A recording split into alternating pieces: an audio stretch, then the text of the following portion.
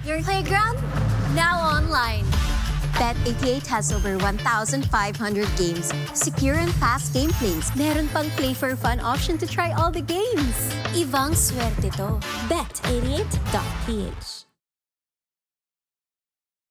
Your playground, now online. Bet88 has over 1,500 games, secure and fast gameplays. Meron pang play for fun option to try all the games. Ibang swerte to. Bet88.ph. Your playground, now online. Bet88 has over 1,500 games, secure and fast gameplays. Meron pang play for fun option to try all the games. Ibang swerte to. Bet88.ph. Your playground, now online. Bet88 has over 1,500 games, secure and fast gameplays. Meron pang play for fun option to try all the games. Ibang swerte to. Bet88.ph.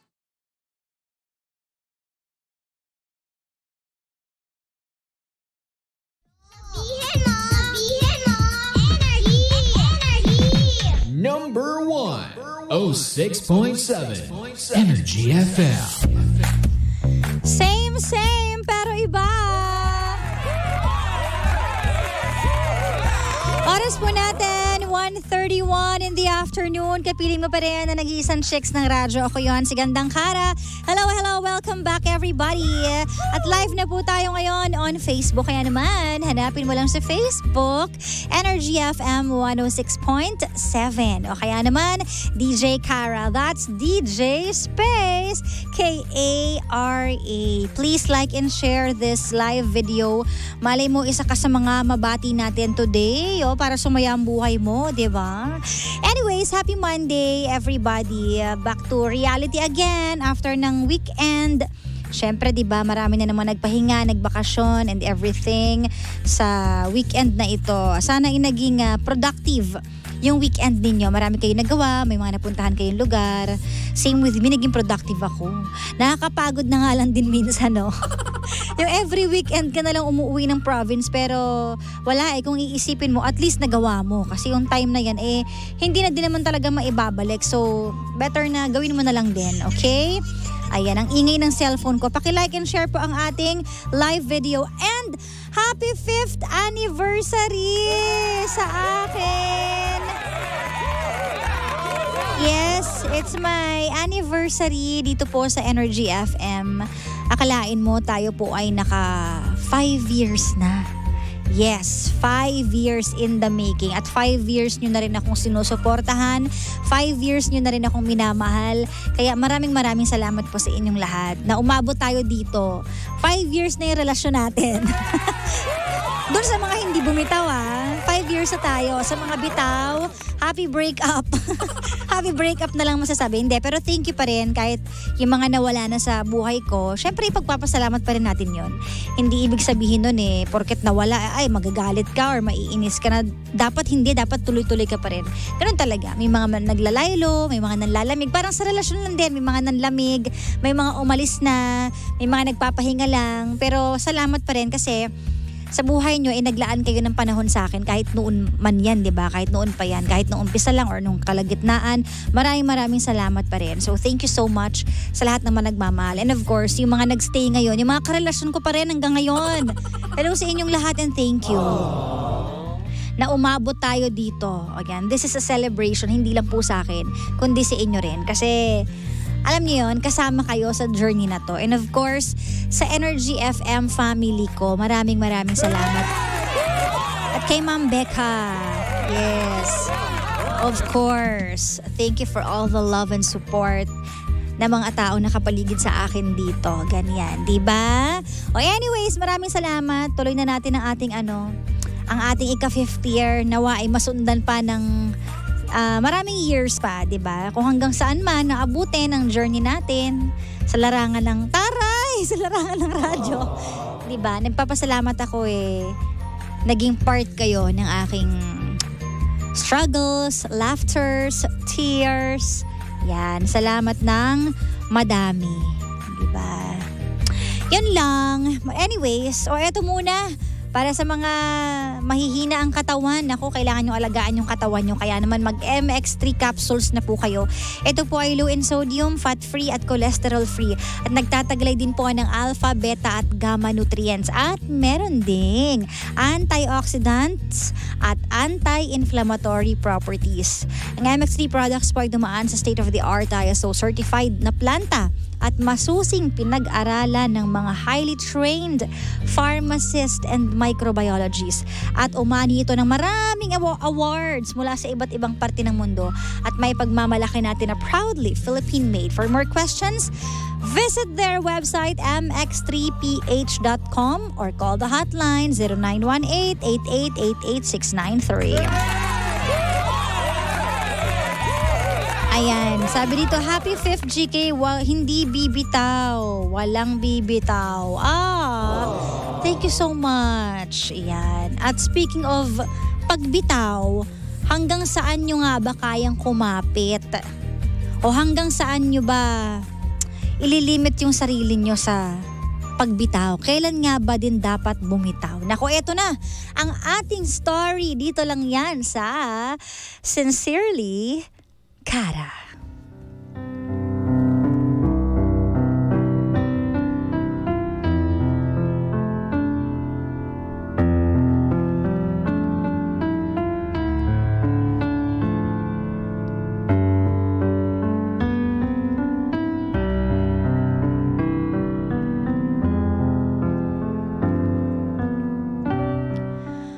Hanggang kailan ka nga ba kakapit sa isang relasyon na mabigat? Or kailan ka kaya bibitaw sa pagkakahawak sa kanya? Kahit nasasaktan ka na, sige pa rin. Ito ang story ni Pearl na merong karelasyon for 9 years. Yung boyfriend niya is since first year high school pa lang sila. At ngayon, 25 na siya at 27 naman yung lalaki. Sa totoo lang, sabi niya nung umpisa parang almost perfect yung relasyon na meron sila. Lahat ng kilig, kaligayahan. Kaya nga akala din ng mga tao sa paligid nila wow na wow ang kanilang relasyon. Until tumagal ang relasyon na meron sila. Fast forward, nagkaroon sila ng anak na para bang perfect family din na matatawag. Pero hindi naman pala perfect ang lahat. Tinatry lang ni Pearl na itago ang katotohanan, lalo na sa pamilya niya, na toxic na palang relasyon na meron siya. Pero dahil mahal niya yung lalaki, pinagtatakpan niya.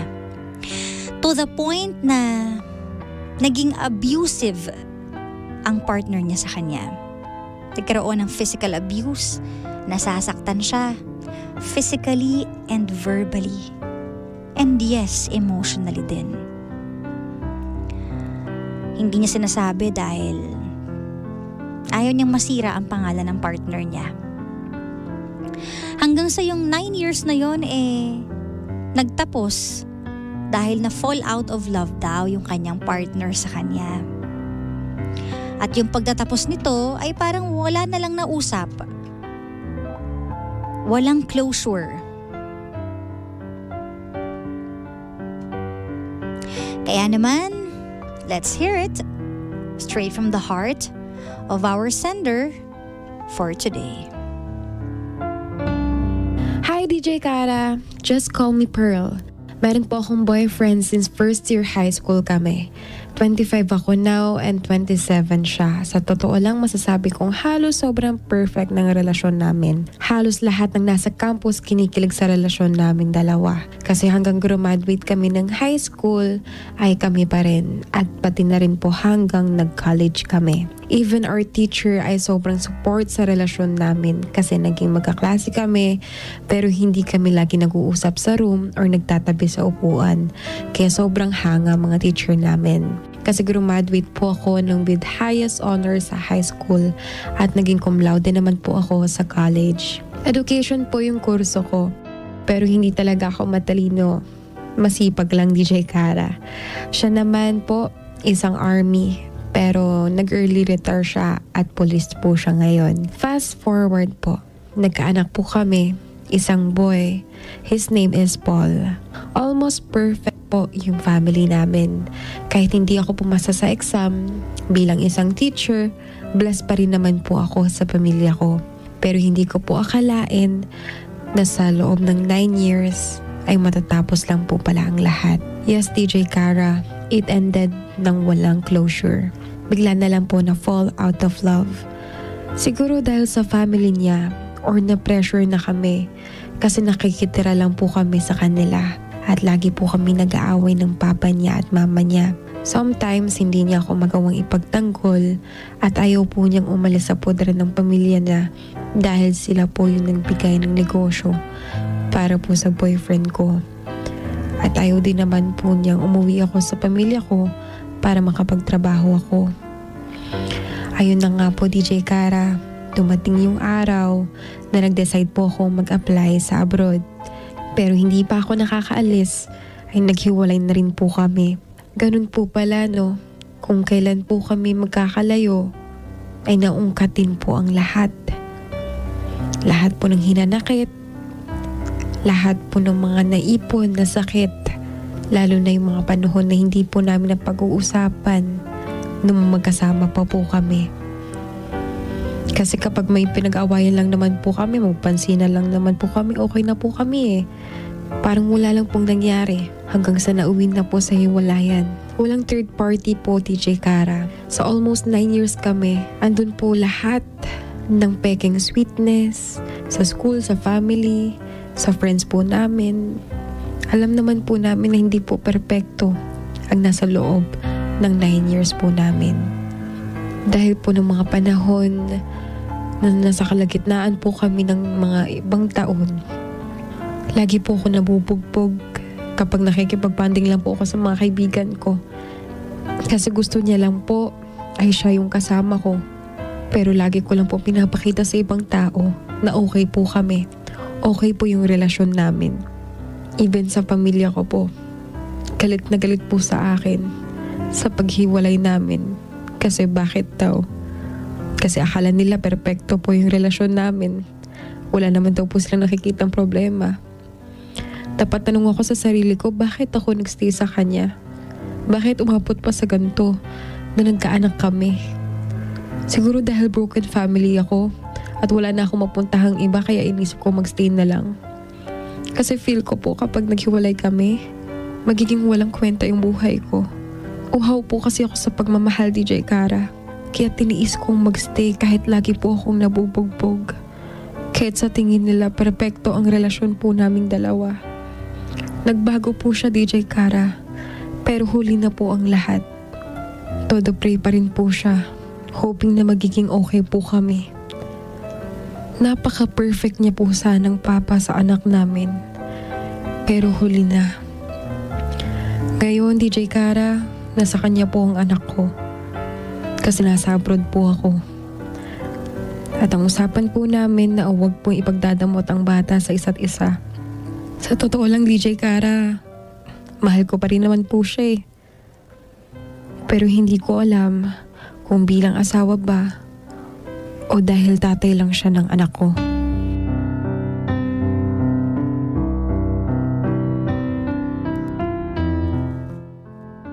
Sad naman nun. Kung kailan nagbago na, wala nang chance. Minsan talaga, kailangan mo nang mabatukan eh, no? Para, totoo naman, di ba? Para makapag-isip-isip ka. At doon naman sa gumagawa ng mga kasalanan o ng mali. Bakit saka kayo magsisisi kapag huli ng lahat? Ano yun? But anyways, let's hear your comments, your thoughts about this story. The story of Pearl na nasa isang relasyon for 9 years hanggang sa nagkaanak na nga sila. Pero wala nang chance ngayon kahit nagbago na si Kuya Boy kasi dumaan na sila sa sobrang katoksika na relasyon. To the point na puro away, tapos nabubugbog pa siya, hindi siya pinapayagan lumabas. Parang ano to no, may pagka-possessive no? Na-experience nyo na ba yan? Na pumasok sa isang relasyon na sobrang possessive? Yung hindi ka papayagan lumabas, hindi ka papayagan sa pakikipagkita mo sa mga kaibigan mo. Diba?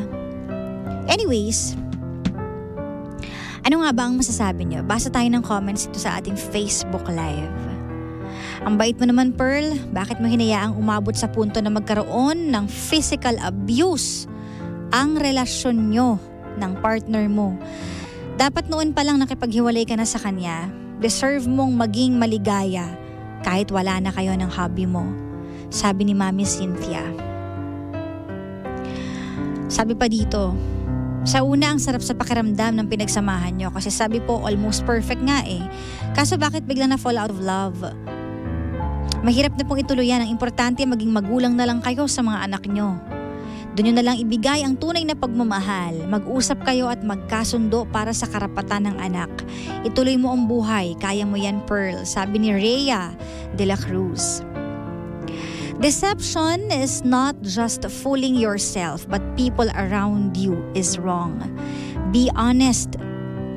If you don't love your partner, let go. Move on. Wait for the right person that God will provide. Sabi naman to ni Ate Arlene, wait for the right person daw. Pearl, naku yung mga ganyang lalaki, hinihiwalayan na at matalino ka naman. May mapapasukan ka maganda at focus ka sa kinabukasan ng anak mo. Sabi ni Marites, nasa huli po talaga ang pagsisisi. Kung magsasama kayo para sa anak, wag na po, mahihirapan ka lang. Sabi ni Sheila, mahihirapan ka lang daw kung ang reason mo lang is for the sake of your child. Mahirap po talaga pag hindi ka naging totoo sa relasyon. Wag nang bumalik kung sinasaktan ka lang. Magpakamagulang ka na lang sa anak nyo. Marahil magiging healthy pa. Sabi naman ni Lucila Garcia. Mas okay na rin po yung naghiwalay kayo kasi nakawala ka na sa pain na nararamdaman mo sa kanya. Kaya mag-focus ka na lang sa ibang bagay at sa anak mo. Tadhana na po ang gumawa ng paraan para makawala ka sa pain. Oo nga, no? May nakatadhana sa'yo at respetuhin ka bilang babae. Sabi ni Ate Ana May, yung re-respetuhin ka daw. Kaya ka nag-stick siguro, meron naman siyang mabuting part kasi sa tagal nyo ate. But anyway, ikaw lang ang nakakaalam yan. Pero ganun pa man, tuloy ang buhay. Separated na kayo, so maging mabuting magulang na lang po kayo. Good luck sa next relationship ninyo po. Sabi naman ni Ate Jonah. Well, for you, Pearl, ang ganda pa naman ng pangalan mo, no? Perlas. Diba ang perlas espesyal? Iniingatan. Ngayon, nasa isang relasyon ka na hindi maganda at tumagal ka na for 9 years. Sa tingin mo ba enough na yon para this time isipin mo naman ang sarili mo? Ikaw lang naman talaga ang nakakaalam ng sagot sa mga tanong mo. Kasi ikaw ang nakakakilala ng higit sa partner mo. Pero gaya nga na sinabi ko kanina, nauulitin ko lang. Pag nasa isang relasyon ka o sitwasyon ka na sobrang bigat na nung relasyon na meron ka, para ka may dalang backpack na sobrang bigat at naglalakad ka pa rin na naglalakad. Pero habang bit-bit mo yon, nagkakasugat na yung balikat mo eh. Tapos mabagal ka nang maglakad. Gusto mo ba na ganun klase? Na nahihirapan ka, nabibigatan ka at nasusugatan ka? Di ba dapat kapag nahihirapan na tayo o nabibigatan, tanggalin mo yung laman ng bag, bitawan mo. Or else, palitan mo yung bag. Baka sira na yung bag. Para mas makapaglakad ka ng mabilis. Kasi hindi na pala siya healthy sa'yo. Ikaw na yung nahihirapan pero tinutuloy mo pa rin. Harmful na siya pero sige ka pa rin. Tulungan mo rin naman ang sarili mo. Huwag mong hayaan na lagi kang sinasaktan, lalo na kung physically. Kasi kahit sabihin nila na oo, yung physical abuse, mawawala din yung sugat, pero hindi eh. Yung sugat sa puso, sa isip, hindi na nawawala yun. Forever trauma na yun. At kapag mahal ka ng isang tao at genuine ang pagmamahal sa'yo, ni dulo ng daliri mo, hindi niya sasaktan.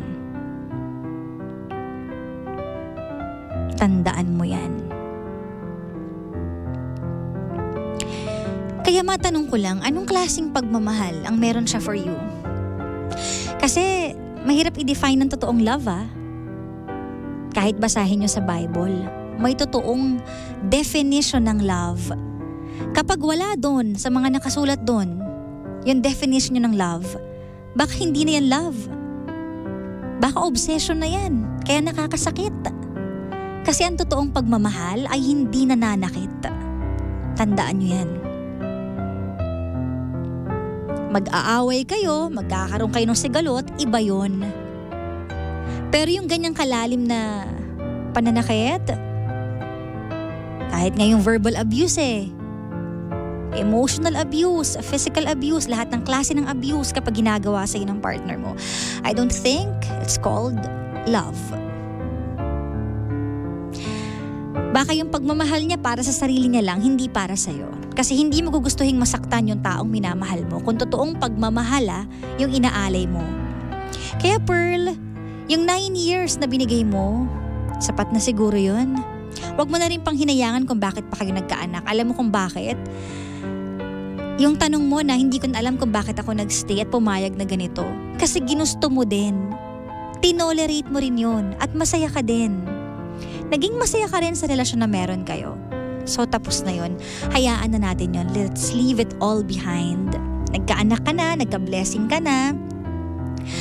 Ngayon, sabi mo kahit nagbago na siya, hindi mo na kaya. Hindi mo na pwede kasing diktahan yung sarili mo Magpatawad ka, of course.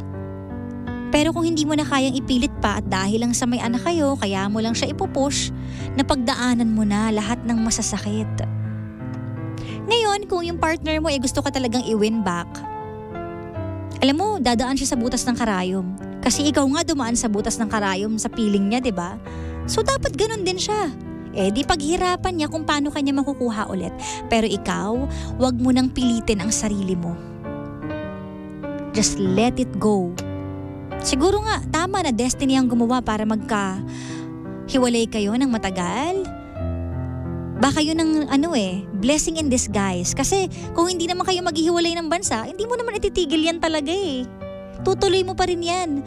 So baka gumawa na ang Diyos ng paraan na magkahiwalay kayo ng bansa para makapag-isip-isip kayong dalawa at para makapagsisi rin si Kuya sa mga nagawa niya. Kasi habang tinotolerate mo ang kasalanan ng isa, hindi niya marirealize yung pagkakamali niya at hindi rin siya makakapagsisi. So Pearl, this time yung pagmamahal na inaalay mo sa partner mong toxic, ialay mo rin naman sa sarili mo at ialay mo rin naman sa anak mo. Kung paghihirapan ka niya, then good. Kung gagawin niya ang lahat para sa'yo, then good. Hayaan mo siyang gawin yun. Hayaan mo siyang gawin ang part niya kasi kung talagang mahal ka niya at nagsisi siya at nagbago siya, gagawin niya lahat. Di mo kailangan ma-pressure or mag-isip ngayon. Kasi ikaw, you did your part as a partner. Nagawa mo na yun for 9 years. Siya naman.